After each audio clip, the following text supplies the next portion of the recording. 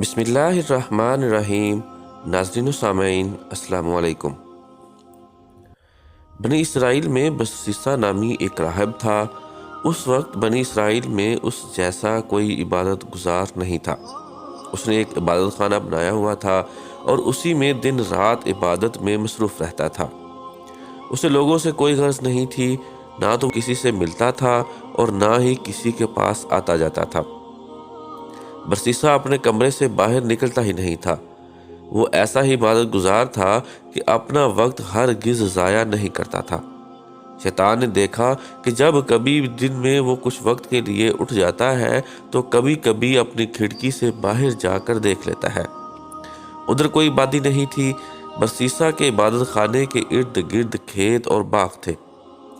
جب شیطان نے دیکھا کہ وہ دن میں ایک یا دو مرتبہ کھڑکی سے دیکھتا ہے تو اس مردود نے انسانی شکل میں آ کر کھڑکی کے سامنے نماز کی شکل و صورت بنا لی۔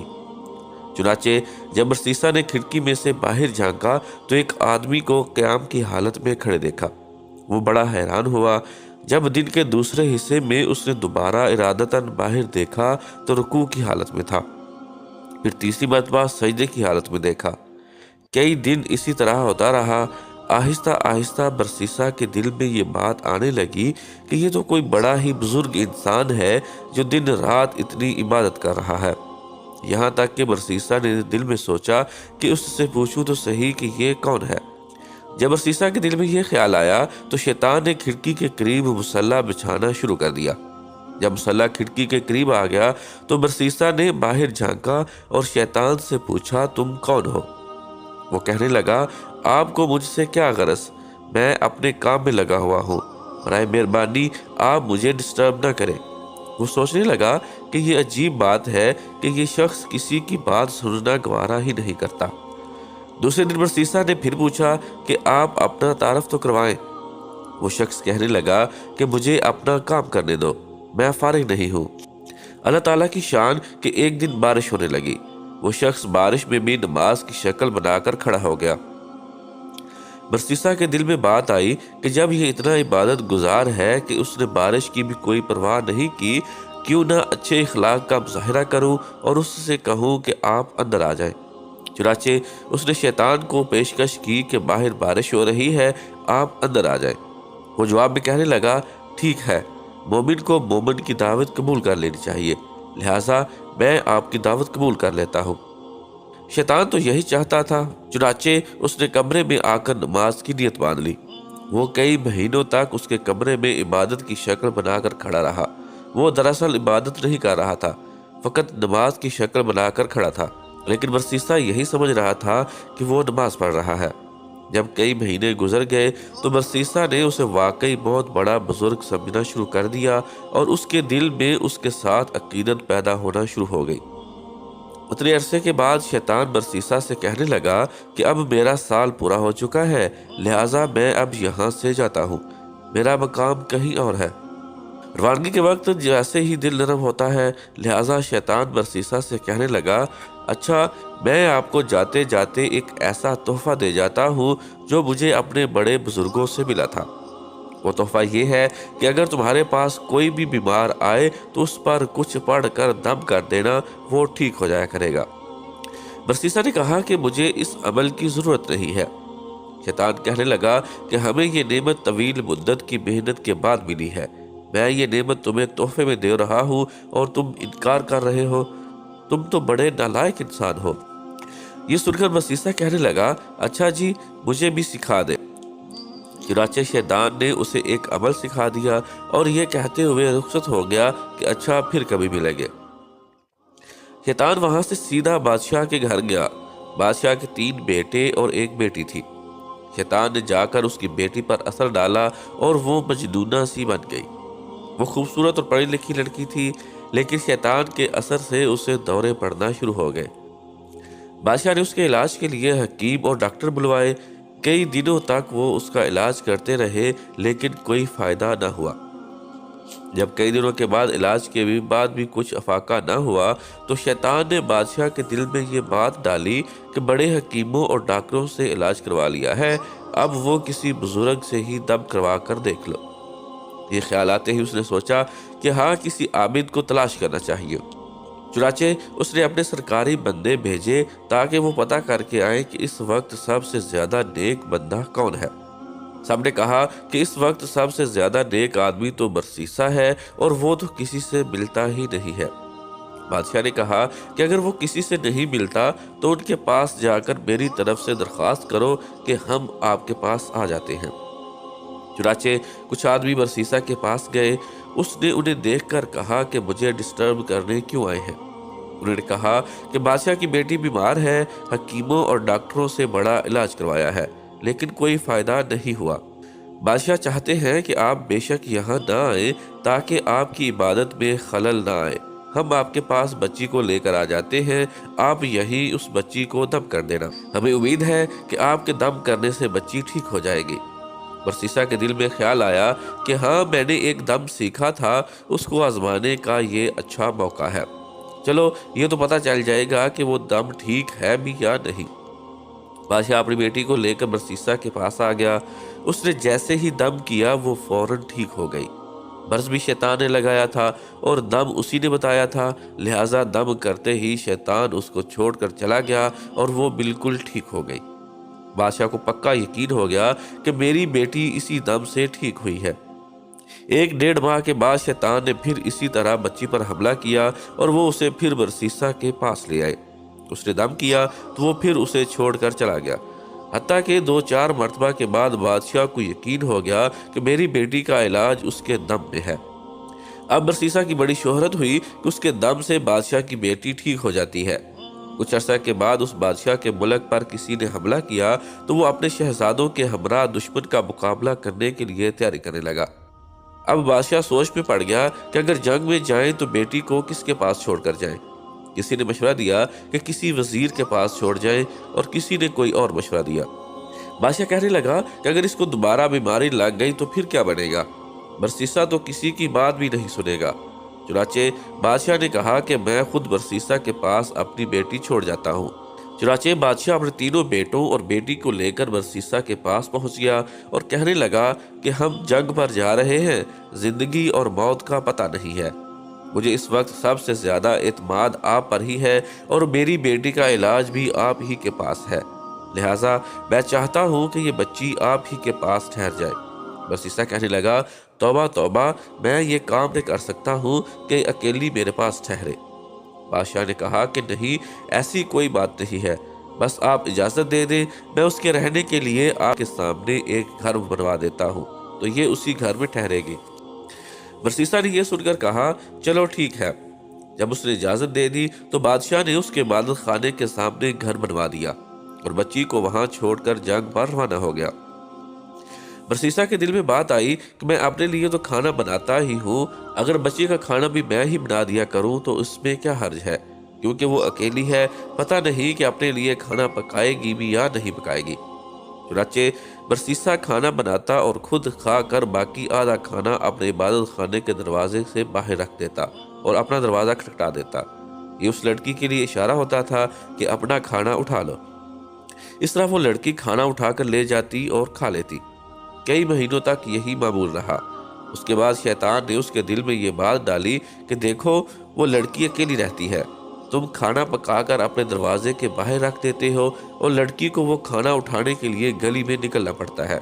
अगर कभी किसी मर्द ने देख लिया तो उसकी इज्जत खराब कर देगा, इसलिए बेहतर ये है कि खाना बनाकर उसके दरवाजे के अंदर रख दिया करो ताकि उसको बाहर ना निकलना पड़े।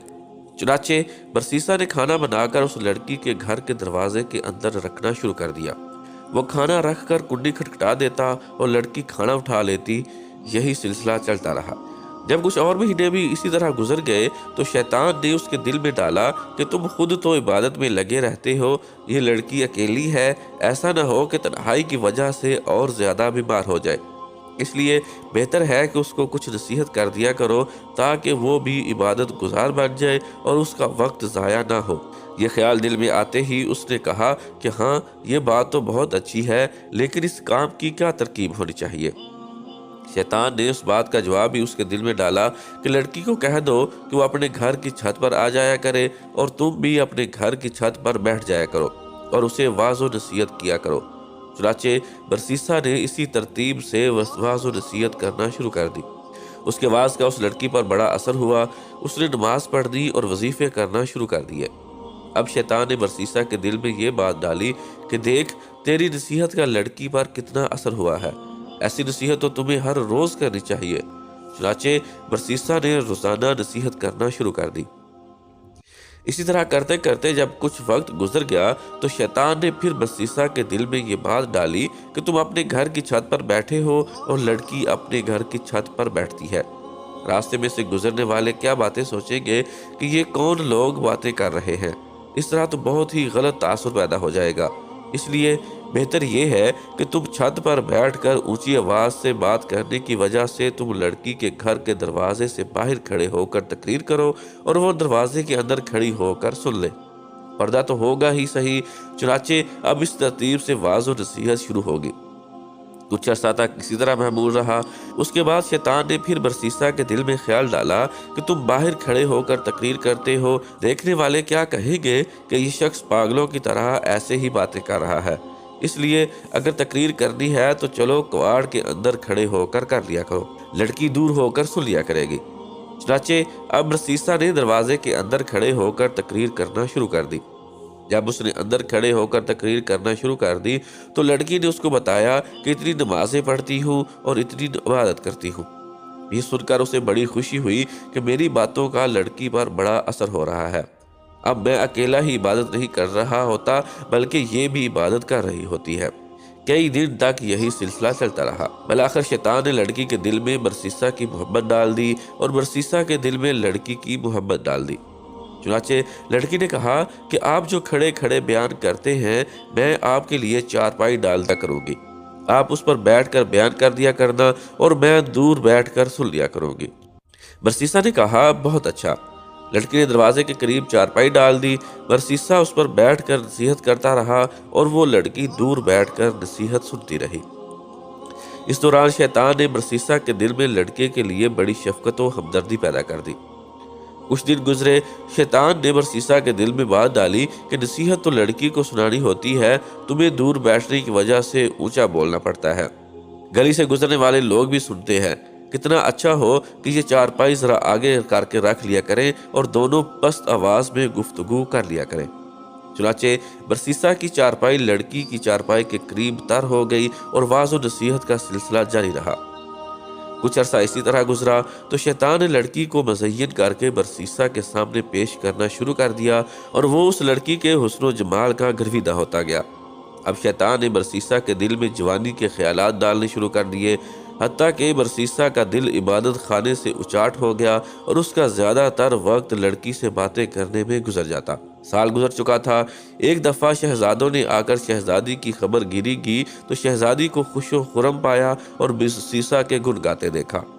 شہزادوں کو لڑائی کے لیے دوبارہ سفر پر جانا تھا، اس لیے وہ مطمئن ہو کر چلے گئے۔ اب شہزادوں کے جانے کے بعد شیطان نے اپنی کوششیں تیز تر کر دی۔ چنانچہ اس نے برسیسا کے دل میں لڑکی کا عشق پیدا کر دیا اور لڑکی کے دل میں برسیسا کا عشق پیدا کر دیا، حتیٰ کہ دونوں طرف برابر کی سلگ رہی تھی۔ اب جس وقت برسیسا نصیحت کرتا تو سارا وقت اس کی نگاہیں شہزادی کے چہرے پر جمی رہتی۔ شیطان لڑکی کو ناز و انداز سکھاتا اور وہ سر تا پا نازنین اور رشک کمر اپنے انداز و اطوار سے برسیسا کا دل لبھاتی، حتیٰ کہ برسیسا نے الگ چارپائی پر بیٹھنے کی بجائے لڑکی کے ساتھ ایک ہی چارپائی پر بیٹھنا شروع کر دیا۔ اب برسیسا کی نگاہ جب شہزادی کے چہرے پر پڑی تو اسے سراپا حسن و جمال اور جاذبے نظر پایا۔ چنانچہ برسیسا اپنے شہوانی جذبات پر قابو نہ رکھ سکا اور اس نے شہزادی کی طرف ہاتھ بڑھایا۔ شہزادی نے ہاتھ بڑھا کر اس کی حوصلہ افزائی کی، یہاں تک کہ برسیسا زنا کا مرتکب ہو گیا۔ جب دونوں کے درمیان سے حیا کی دیوار ہٹ گئی اور زنا کے مرتکب ہوئے تو آپس میں میاں بیوی کی طرح رہنے لگے۔ اس دوران شہزادی حاملہ ہو گئی۔ برسیسا کو فکر لاحق ہوئی کہ اگر کسی کو پتہ چل گیا تو کیا بنے گا، مگر شیطان نے اس کے دل میں خیال ڈالا کہ کوئی فکر کی بات نہیں، جب وضع حمل ہوگا تو نومولود کو زندہ درگور کر دینا اور لڑکی کو سمجھا دینا، وہ اپنا بھی عیب چھپائے گی اور تمہارا بھی عیب چھپائے گی۔ اس خیال کے آتے ہی ڈر اور خوف کے تمام حجاب دور ہو گئے اور برسیسا بے خوف ہوس پرستی اور نفس پرستی پر مشغول رہا۔ ایک وہ دن بھی آیا جب اس شہزادی نے بچے کو جنم دیا۔ جب بچے کو دودھ پلاتے بہت عرصہ گزر گیا تو شیطان نے برسیسا کے دل میں خیال ڈالا کہ اب تو 1.5 سال گزر گئے ہیں، بادشاہ اور دیگر لوگ بھی جنگ سے واپس آنے والے ہیں، شہزادی تو ان کو سارا ماجرا سنا دے گی، اس لیے تم اس کا بیٹا کسی بہانے سے قتل کر دو تاکہ گناہ کا ثبوت نہ رہے۔ چنانچہ ایک دفعہ شہزادی سوئی ہوئی تھی تو برسیسا نے اس بچے کو اٹھایا اور قتل کر کے گھر کے صحن میں دبا دیا۔ ماں تو ماں ہی ہوتی ہے، جب وہ اٹھی تو اس نے کہا میرا بیٹا کدھر ہے؟ برسیسا نے کہا مجھے تو کوئی خبر نہیں۔ ماں نے ادھر ادھر دیکھا تو بیٹے کا کہیں سراغ نہ ملا، چنانچہ وہ اس سے خفا ہونے لگی تو شیطان نے برسیسا کے دل میں بات ڈالی کہ دیکھو یہ ماں ہے، یہ اپنے بچے کو ہرگز نہیں بھولے گی، پہلے تو نہ معلوم بتاتی یا نہ بتاتی، اب تو یہ ضرور بتائے گی، لہٰذا اب ایک ہی علاج باقی ہے کہ لڑکی کو بھی قتل کر دو تاکہ نہ رہے گا بانس نہ بجے گی بانسری۔ جب بادشاہ آ کر پوچھے گا تو بتا دینا کہ لڑکی بیمار ہوئی اور مر گئی تھی۔ جیسے ہی اس کے دل میں یہ بات آئی تو کہنے لگا کہ بالکل ٹھیک ہے، چنانچہ اس نے لڑکی کو بھی قتل کر دیا اور لڑکے کے ساتھ ہی صحن میں دفن کر دیا۔ اس کے بعد وہ اپنی عبادت میں مشغول ہو گیا۔ کچھ مہینوں کے بعد بادشاہ سلامت واپس آ گئے۔ اس نے بیٹوں کو بھیجا کہ جاؤ اپنی بہن کو لے آؤ۔ وہ برسیسا کے پاس آئے اور کہنے لگے کہ ہماری بہن آپ کے پاس تھی، ہم اسے لینے آئے ہیں۔ برسیسا ان کی باتیں سن کر رو پڑا اور کہنے لگا کہ آپ کی بہن بہت اچھی تھی، بڑی نیک تھی اور ایسے ایسے عبادت کرتی تھی، لیکن وہ اللہ کو پیاری ہو گئی، یہ صحن میں اس کی قبر ہے۔ بھائیوں نے جب سنا تو رو دھو کر واپس چلے گئے۔ گھر جا کر جب وہ رات کو سوئے تو شیطان خواب میں بڑے بھائی کے پاس گیا اور اس سے پوچھنے لگا کہ بتاؤ تمہاری بہن کا کیا بنا؟ وہ کہنے لگا کہ ہم جنگ کے لیے گئے ہوئے تھے اور اسے برسیسا کے پاس چھوڑ گئے تھے، وہ اب فوت ہو چکی ہے۔ شیطان کہنے لگا وہ فوت نہیں ہوئی تھی۔ اس نے پوچھا کہ اگر فوت نہیں ہوئی تھی تو پھر کیا ہوا تھا؟ شیطان کہنے لگا برسیسا نے اس کے ساتھ زنا کیا، جب بچہ پیدا ہوا تو اس نے خود اسے قتل کیا اور فلاں جگہ اسے دفن کر دیا، اور بچے کو بھی اس نے اسی کے ساتھ دفن کیا تھا۔ اس کے بعد وہ خواب میں ہی اس کے درمیانے بھائی کے پاس گیا اور اس کو بھی یہی کچھ کہا، اور پھر اس کے چھوٹے بھائی کے پاس جا کر بھی یہی کچھ کہا۔ تینوں بھائی جب صبح اٹھے تو اس نے کہا کہ میں نے یہ خواب دیکھا ہے، دوسرے نے کہا کہ میں نے بھی خواب دیکھا ہے، تیسرے نے کہا کہ میں نے بھی یہی خواب دیکھا ہے۔ وہ آپس میں کہنے لگے کہ عجیب اتفاق ہے کہ سب کو ایک جیسا خواب آیا ہے۔ سب سے چھوٹے بھائی نے کہا یہ اتفاق کی بات نہیں ہے، بلکہ میں تو جا رہا ہوں اس کی تحقیق کروں گا۔ دوسرے نے کہا چھوڑو بھائی، یہ کون سی بات ہے، جانے دو۔ وہ کہنے لگا نہیں، میں ضرور تفتیش کروں گا۔ چنانچہ چھوٹا بھائی غصے میں آ کر چل پڑا، اسے دیکھ کر باقی بھائی بھی اس کے ساتھ ہو لیے۔ انہوں نے جب جا کر زمین کو کھودا تو انہیں اس میں بہن کی ہڈیاں بھی مل گئیں اور ساتھ ہی چھوٹے سے بچے کی ہڈیوں کا ڈھانچہ بھی مل گیا۔ ثبوت مل گیا تو اس نے برسیسا کو گرفتار کر لیا۔ جب قاضی کے پاس لے جایا گیا تو اس نے قاضی کے روبرو اپنے اس گھنونے اور مکروہ فعل کا اقرار کر لیا، اور قاضی نے برسیسا کو پھانسی دینے کا حکم دے دیا۔ جب برسیسا کو پھانسی کے تختے پر لایا گیا اور اس کے گلے میں پھندا کھینچنے کا وقت آیا تو پھندا کھینچنے کے عین 2-4 لمحے پہلے شیطان اس کے پاس وہی عبادت گزار شخص کی شکل میں آیا۔ وہ اس سے کہنے لگا کیا تم مجھے پہچانتے ہو کہ میں کون ہوں؟ برسیسا نے کہا ہاں، میں تمہیں پہچانتا ہوں، تم وہی عبادت گزار شخص ہو جس نے مجھے دم کرنا سکھایا تھا۔ شیطان نے کہا سنو، وہ دم بھی میں نے تم کو بتایا تھا، لڑکی کو بھی میں نے اپنا اثر ڈال کر بیمار کیا تھا، پھر اسے قتل بھی میں نے تجھ سے کروایا تھا، اور اگر اب تم بچنا چاہتے ہو تو میں ہی تمہیں بچا سکتا ہوں۔ برسیسا نے کہا اب تم مجھے کیسے بچا سکتے ہو؟ شیطان کہنے لگا تم میری ایک بات مان لو، میں تمہارا یہ کام کر دیتا ہوں۔ برسیسا نے پوچھا میں آپ کی کون سی بات مانوں؟ شیطان نے کہا بس یہ کہہ دو کہ خدا نہیں ہے۔ برسیسا کے حواس باختہ ہو چکے تھے۔ اس نے سوچا کہ چلو میں ایک دفعہ یہ کہہ دیتا ہوں، پھر پھانسی سے بچنے کے بعد دوبارہ اقرار کر لوں گا۔ چنانچہ اس نے کہہ دیا خدا موجود نہیں ہے۔ عین اس لمحہ کھینچنے والے نے رسا کھینچ دیا اور یوں اس عبادت گزار کی کفر پر موت آ گئی۔